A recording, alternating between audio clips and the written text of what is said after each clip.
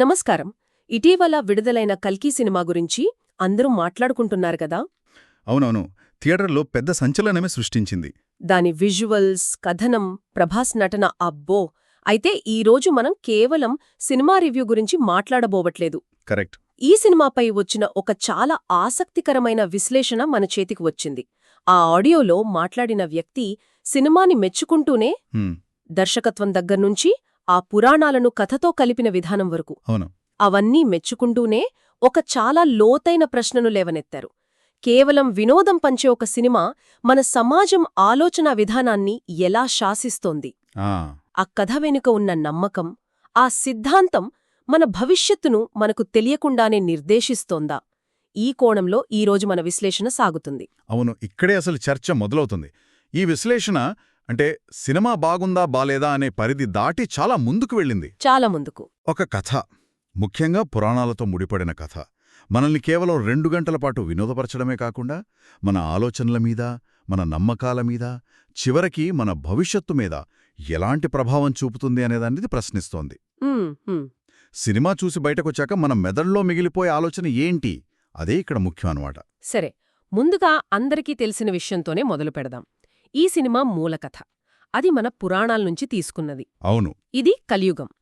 కలి అనే శక్తి ప్రభావంతో మనుషుల్లో చెడు పెరిగిపోతుంది, ధర్మం నశిస్తుంది, భూమి వినాశనం అంచుకు చేరుకుంటుంది.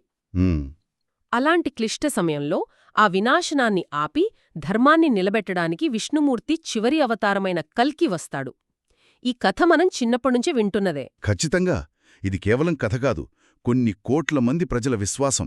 తరతరాలుగా పండితులు, మత పెద్దలు, సాధారణ ప్రజలు నమ్ముతున్న విషయం. అవును. కలియుగంలో పాపం పెరిగిపోయి మానవత్వం పతనమై భరించలేని పరిస్థితి వస్తుందని, అప్పుడు ఒక రక్షకుడు వచ్చి ఆ కలిని అంతంచేసి కొత్త యుగానికి నాంది పలుకుతాడనేది ప్రధాన నమ్మకం.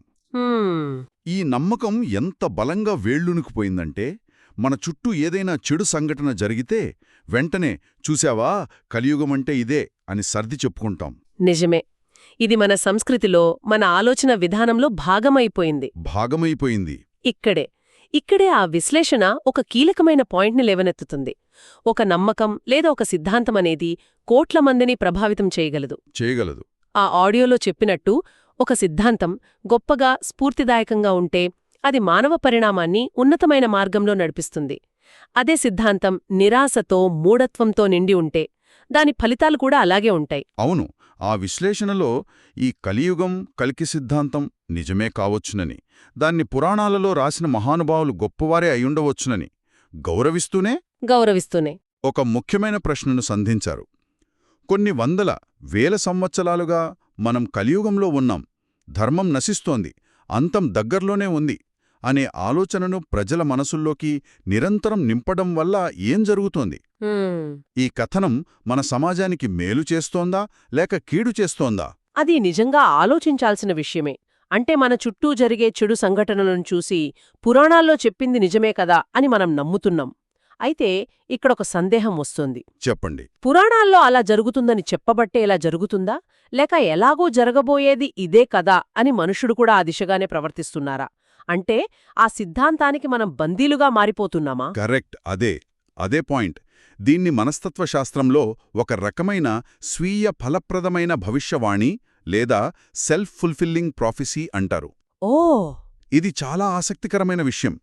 ఉదాహరణకు ఇది ఎలా పనిచేస్తుందంటే, ఒక విద్యార్థిని చూసి నువ్వు లెక్కల్లో చాలా వీక్, నీకస్సలు రాదు అని టీచర్ పదే పదే చెబితే కొంతకాలానికి ఆ విద్యార్థి దాన్ని పూర్తిగా నమ్మేస్తాడు. నాకు లెక్కలు రావు అని తనలో తాను అనుకుని ప్రయత్నం చేయడం కూడా మానేస్తాడు. చివరికి నిజంగానే అతను లెక్కల్లో వీక్ అయిపోతాడు. అవును. ఇక్కడ సమస్య విద్యార్థి సామర్థ్యంలో లేదు, అతనిపై రుద్దబడిన నమ్మకంలో ఉంది. ఇప్పుడు అర్థమైంది. అంటే సమాజం కూడా మనం కలియుగంలో ఉన్నాం, అంతం తప్పదో, మనుషులు స్వార్థపరులుగానే ఉంటారు అని తనకు తాను చెప్పుకుంటూ అలాంటి భవిష్యత్తునే సృష్టించుకుంటోందా అనేది అసలు ప్రశ్న. అదే కల్కి లాంటి సినిమా చూసిన 100 మందిలో 90 మంది భవిష్యత్తులో ఇలాగే జరగబోతోందని మరింత బలంగా నమ్మే అవకాశముందని ఆ విశ్లేషణలో ఆందోళన వ్యక్తం చేశారు. ఖచ్చితంగా. ఆ ఆలోచనా విధానం వల్ల వచ్చే చిక్కులు చాలా పెద్దవి. ఎలాగూ ప్రపంచం అంతమైపోతుంది, మనం కూడా పోతాం, ధర్మం ఎలాగూ నశిస్తుంది, కాబట్టి ఇప్పుడు నేనొక్కడిని నీతిగా ఉంటే ఏం లాభం? అంతే గదా. నేను తప్పు చేసినా, నాకిష్టం వచ్చినట్లు బతికినా పెద్ద తేడా ఏముంటుంది అనే ఒక రకమైన నిరాశావాద, బాధ్యతారహిత్య దృక్పథం ప్రజల్లోకి వెళ్లే ప్రమాదముంది. అవును. యుగాంతం జరగబోతోందని బలంగా నమ్మినప్పుడు ఇక ఉన్నతంగా బ్రతకాలి, గొప్ప సమాజాన్ని నిర్మించాలి అనే ఆలోచన ఎందుకొస్తుంది? ఎలాగో అంతం తప్పదనుకున్నప్పుడు గొప్ప ఆవిష్కరణలు, గొప్ప ఆలోచనలు ఎలా పుడతాయి? ఒక్క నిమిషం. ఇక్కడ నాకొక సందేహమొస్తోంది. ఆగండి. ఈ కథలు ప్రజలకు ఒక రకమైన నైతిక దిశానిర్దేశం, ఒక మారల్ కాంపస్ ఇస్తాయని కూడా వాదించవచ్చు కదా. కలి వస్తాడనే భయంతో, చివరికి కల్కి వచ్చి శిక్షిస్తాడనే భయంతోనైనా కొందరు తప్పు చెయ్యకుండా ఉంటారు కదా. దీన్ని ఒక హెచ్చరికగా కూడా చూడొచ్చు కదా. ఇది చాలా మంచి ప్రశ్న. సాంప్రదాయకంగా ఈ వాదన ఉంది. భయం ద్వారా నియంత్రణ అనేది ఎప్పట్నుంచో ఉన్న పద్ధతే. అయితే ఆ విశ్లేషణలో అడిగే ప్రశ్నేంటంటే, ఈ భయం ఆధారిత నైతికత వల్ల కలిగే ప్రయోజనాల కంటే దాని దుష్ప్రభావాలే ఎక్కువగా ఉన్నాయా? ఓకే. ఇది ప్రజలను కేవలం చెడు చేయకుండా ఆపుతోందా, లేక మంచి చేయడానికి, ఉన్నతంగా ఎదగడానికి స్ఫూర్తినిస్తోందా? ఈ రెండింటికి చాలా తేడా ఉంది. అవును, చాలా తేడా ఉంది. ఒకల్ని చంపకూడదు అనేది ప్రాథమిక నియమం, కాని ఒకరి ప్రాణాన్ని కాపాడాలి అనేది ఉన్నతమైన విలువ. ఈ కలియుగ సిద్ధాంతం మొదటిదానికి పరిమితం చేసి రెండోదాన్ని నీరుగార్చే ప్రమాదముంది. ఎలా? ఎందుకంటే అంతా నాశనం అవుతోందన్నప్పుడు కొత్తగా నిర్మించాలనే స్ఫూర్తి ఎక్కడ్నుంచొస్తోంది? అవును, ఆ తేడా చాలా ముఖ్యం. ఇక్కడే ఆ విశ్లేషణ ఒక అద్భుతమైన ఆలోచనా ప్రయోగాన్ని, ఒక థాట్ ఎక్స్పెరిమెంట్ మన ముందు ఉంచుతుంది. ఇది విన్నప్పుడు నేను నిజంగా ఆశ్చర్యపోయాను. చెప్పండి. ఒకవేళ మన పురాణాలలో దీనికి పూర్తిగా వ్యతిరేకంగా రాసి ఉంటే పరిస్థితి ఎలా ఉండేది? అదే అసలు పాయింట్. ఊహించుకోండి, మన పురాణ కథనం ఇలా ఉందననుకుందాం. ఓకే. వేల సంవత్సరాల కష్టాలు, అజ్ఞానం తర్వాత మానవాడికి అసలైన స్వర్ణయుగం వచ్చింది. ఇది కలియుగం కాదు, ఇది మహాయుగం. వావ్. ఈ యుగంలో ప్రతి మనిషి తనలోని దైవత్వాన్ని తెలుసుకుంటాడు. మనుషులు ఉన్నతంగా ఎదుగుతారు, ఒకరికొకరు సహాయం చేసుకుంటారు, స్వార్థాన్ని వీడి ప్రేమతో జీవిస్తారు. మన పరిణామం ఇక్కడితో ఆగదు. మనం కలిసికట్టుగా ఒక గొప్ప నాగరికతను నిర్మిస్తాం. ఇలాంటి సిద్ధాంతాన్ని మనం తరతరాలుగా నమ్మి ఉంటే. వావ్. అలాంటప్పుడు ప్రజల ఆలోచనలు పూర్తిగా వేరేలా ఉండేవి కదా. మనం అంతమైపోతున్నాం అనే నమ్మకంతో కుంగిపోయే బదులు, వావ్, మనం ఒక గొప్ప దశలోకి ప్రవేశించాం, మనం మారాలి, మనం ఎదగాలి, ఈ అవకాశాన్ని సద్వినియోగం చేసుకోవాలి. ఖచ్చితంగా. ప్రతి ఉదయం నిద్ర లేచినప్పుడు ప్రపంచం నాశనమవుతోందన్న భావనతో కాకుండా మనమేదో అద్భుతం నిర్మించబోతున్నామన్న ఆశతో రోజును ప్రారంభించేవాళ్లం. ఖచ్చితంగా. అప్పుడు మన సామాజిక లక్ష్యాలు ఎలా ఉండేవి? టెక్నాలజీని మనం ఎలా చూసేవాళ్లం? వినాశనానికి దారితీసే ఆయుధంగా కాకుండా మానవాళిని ఏకం చేసే సాధనంగా చూసేవాళ్లం.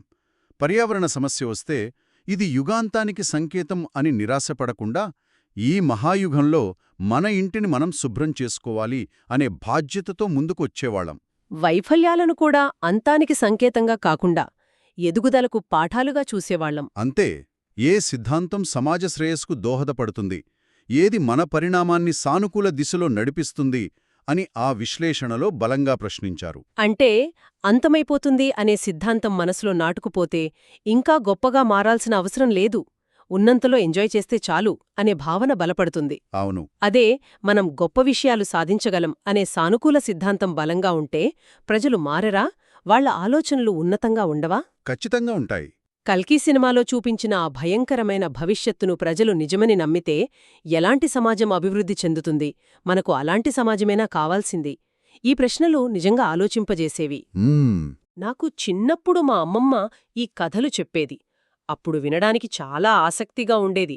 కాని దాని ప్రభావం మన ఆలోచనల మీద ఇంత లోతుగా ఉంటుందని ఎప్పుడూ ఆలోచించలేదు. అవును, చాలామంది మంతే. ఇది కేవలం ఒక సిద్ధాంతం గురించిన చర్చ కాదు, మన ఎంపికల గురించి. ఏ కథనం మనకు స్ఫూర్తినిస్తుంది? ఏటి మనల్ని నిస్సహాయులుగా మారుస్తుంది? కరెక్ట్. ఏ కథనం మనల్ని నిస్సహాయులుగా, బాధితులుగా మారుస్తుంది? ఏదో ఒక పురాణంలో వేల సంవత్సరాల క్రితం అలా రాసి ఉందని చెప్పి దాన్నే పట్టుకుని వేలాడుతూ అదే జరుగుతుందని నమ్మితే మన ప్రవర్తన, మన వ్యక్తిత్వాలు, మన జీవన విధానం, చివరికి మన పరిణామం కూడా అదే దిశగా సాగదా? అంటే ఆ కథనాన్ని మనమే నిజం చేస్తున్నట్టు కాదా? అవును, ఆ కథనాన్ని మనమే నిజం చేస్తున్నామన్నమాట. ఈ రకమైన సిద్ధాంతాలు నిజంగా సమాజ శ్రేయస్సు కోసమేనా లేక మన పరిణామాన్ని ప్రతికూల దిశలో నడిపిస్తున్నాయా అని ప్రతి ఒక్కరూ ఆలోచించాల్సిన అవసరం ఉంది. కాబట్టి ముగింపుగా ఈ విశ్లేషణ మనకు ఏం చెబుతోంది? కల్కి లాంటి ఒక సినిమా కేవలం వినోద సాధనమే కాదు, అది మన సమాజంలో లోతుగా పాతుకుపోయిన నమ్మకాలను మన కళ్ల ముందు పెడుతుంది. కొన్నిసార్లు వాటిని మరింత బలపరుస్తుంది కూడా. అవును, దాన్ని చూసి ఆనందించడం తప్పు కాదు, కాని అది మనపై చూపే ప్రభావాన్ని విశ్లేషించుకోవడం అవసరం. ఇక్కడ అసలు విషయం కల్కి సినిమా గురించో ఒక పురాణం గురించో మాత్రమే కాదు, మనం తరతరాలుగా మనం చెప్పుకుంటున్న కథలు, నమ్ముతున్న సిద్ధాంతాలు మన భవిష్యత్తును ఎలా నిర్మిస్తున్నాయనే దాని గురించి. ఒక కథనం మనల్ని ఎవరో వస్తారు, మనల్ని రక్షిస్తారు అని ఎదురుచూసే నిస్సహాయులుగా మారుస్తోందా, లేక మనమే మన భవిష్యత్తును నిర్మించుకోవాలి అని ఉన్నతమైన భవిష్యత్తు వైపు నడిపించే ప్రేరణ ఇస్తోందా అనేది మనం వేసుకోవాల్సిన ప్రశ్న. ఈ చర్చ విన్న తరువాత శ్రోతలు ఆలోచించుకోవటానికి ఒక ప్రశ్నతో ముగిద్దాం. మనం వేల సంవత్సరాల క్రితం చెప్పబడిన ఒక భవిష్యవాణిలో, ఒక కథనంలోనే మన భవిష్యత్తును వెతుక్కోవాలా, లేక మన సమాజ పరిణామానికి, మన ఆకాంక్షలకు అనుగుణంగా కొత్త మరింత ఆశావాదంతో కూడిన కథలను మనం సృష్టించుకోవాలా?